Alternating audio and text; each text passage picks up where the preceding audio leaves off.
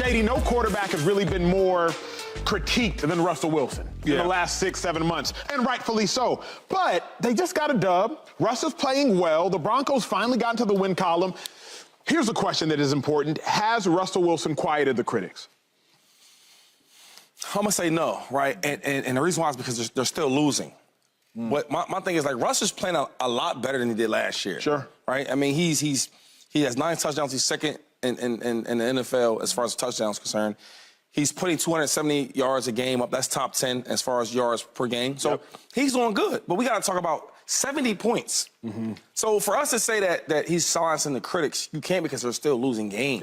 They paid him all this money to win. Now, I will give Russ some credit. It ain't his fault. I'm going to put a lot of the fault on the coaching and on the defense. You can't talk about silencing critics when you're losing because your defense is allowing 460 yards a game. That's dead last in the NFL.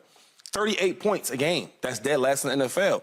I can't silence the critics when my defense is getting embarrassed every week. I can't do it. So to answer that question, I got to be honest and say that, no, he hasn't silenced them, but it's not his fault. No, he hasn't silenced them yet. There's a lot more work to do. And to Shady's point, you got to win games. I'm old enough to remember when they got 70 put on them. That's a crazy number. I know. I'm old enough to remember that. Not that old, but I'm old enough to remember that. We all old enough. Yeah, remember that? Right there. It was a great comeback against the Bears. But I do got to say, the coach did you a real solid by not kicking that field goal. Yes, he did. Did you a real solid. And McDaniel did you a real solid the week before by not kicking that field goal and making y'all a trivia question, okay, for the rest of the time. So you owe back-to-back coaches like I don't know, a bottle of whatever they drink back-to-back weeks, but particularly this past week, because if they lost this game, we're having a completely different conversation about the Broncos right now, and they barely won this game. So I'm with you. Russ is definitely playing better than he was last year, but he's not getting over $200 million to do better than he was last year. He's getting over $200 million to win games and to make the Broncos a Super Bowl contender. James, I'm not critical of Russell Wilson's play at all, but I'm critical of the outcomes. That's kind of where I'm at with it all. I think Joy kind of alluded to it. Like, Russ himself is playing well enough for them to be 3-1.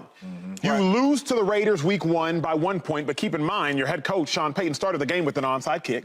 You lose to the Commanders by 4. Obviously, Russ, the Hail Mary made the game look a little bit closer than it was, but nonetheless, you had a lead in that game. And then the 70-point game, I can't put that on Russ. He didn't give up 70. And then you beat the Bears. So Russ has played well enough for the team to be 3-1, but the reality is they're 1-3. And 1-3 isn't good enough, particularly for Russell Wilson and Sean Payton. I'm not critical of his play, but I am critical of his outcomes. Do you think he silenced all critics? The answer is absolutely not. And the reason why I say that is because, and Shady and Joy touched on the best, you was 4-11 last year as a starter. You 1-3 this year, looking like you're going to be 4-11 again, or 4-13, whatever it may be. It don't look like it's going to be too much better. But at the end of the day, the bar is set so low right now for Russ because how bad he played last year. He was at the bottom of the league in everything last year in quarterback play. He played extremely bad. I don't care about the Russ from last year. Any Russ that comes on this field could be better than the Russ last year. I'm trying to see the Russ that came over here to Denver from Seattle that was supposed to be the savior to take this team to the Super Bowl because the defense was built the right way. They had the pieces at receiver. They had the pieces at the offensive line. All they were missing was a quarterback, whether it was Aaron Rodgers coming over there or Russ. They ended up with Russ, and he has not delivered. And your football team is still losing. We all know he is not a running back. He is not a receiver. He is not a linebacker. They are judged off of wins and losses. Talk about period. And right now, Russell Wilson is not winning, and he hasn't won since he got to Denver. So I have to say no, because you're not winning any ball games. Critics, you win. Silence your critics, you got to win football games. I believe in me some Baker Mayfield. I do. I do. I always have believed in Baker. I fervently believe I always will believe in Baker. Can I break it down for you? Break it down.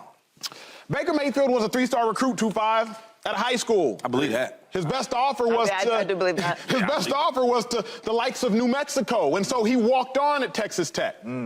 He walked on at Texas Tech. Teams didn't believe in him. He won at Texas Tech. Then he left Texas Tech, went to Oklahoma. Went to Oklahoma, won a Heisman Trophy, went to Cleveland, has been the best quarterback in Cleveland in the last 30 years.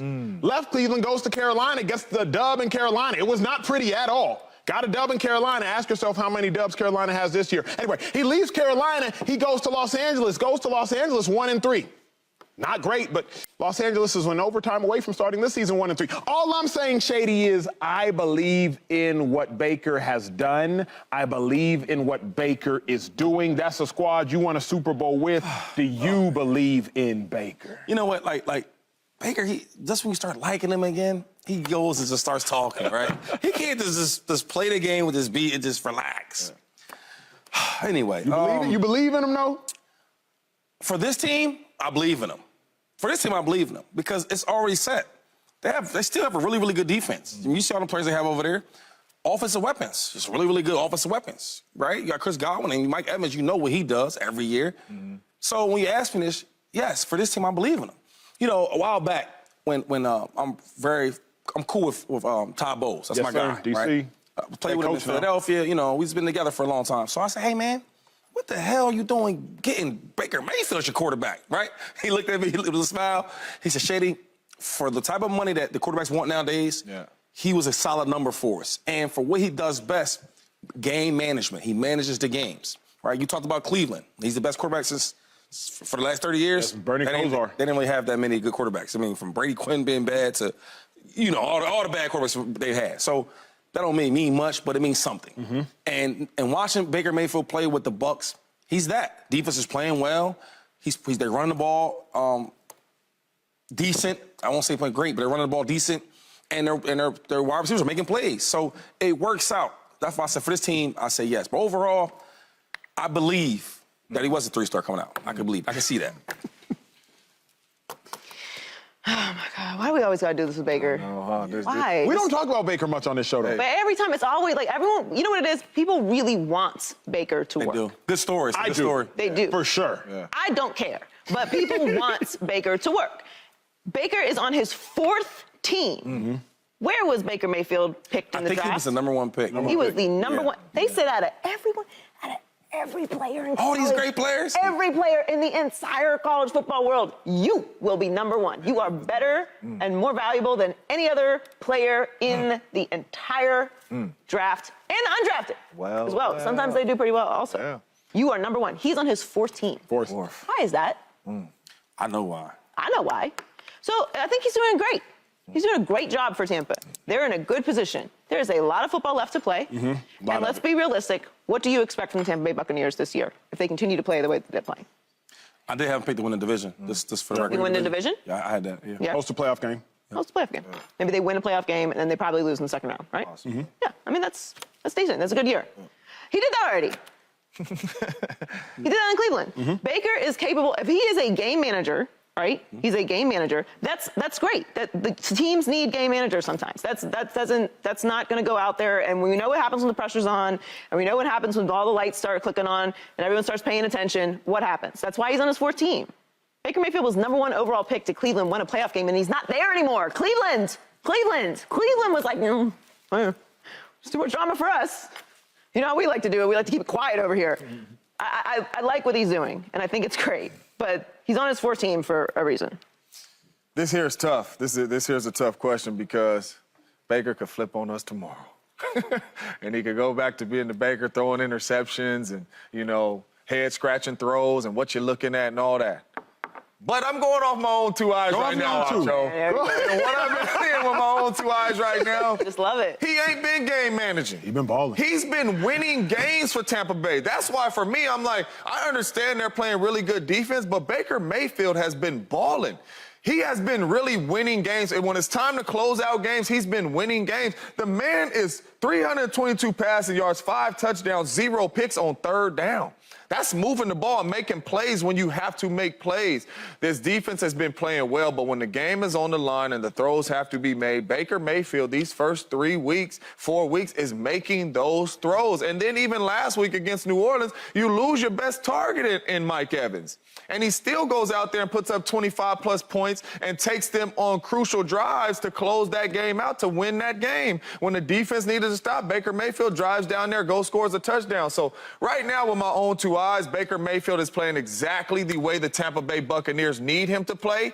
Do not turn this football over. Play smart. Let's win on third down. And they win, and they 3-1. I know he got to get consistent. I know consistency is the key for Baker Mayfield. But right now, through 4 weeks, he's 3-1. That's pretty consistent. Here is truly why I love Baker. Here's why. I'm going to break it down, and I'm going to be done with it. Love Baker. I'll break it down. I'll be done with it. When Baker was at Texas Tech, he had the best record that Texas Tech has had in the last 10 years. It's 8-5.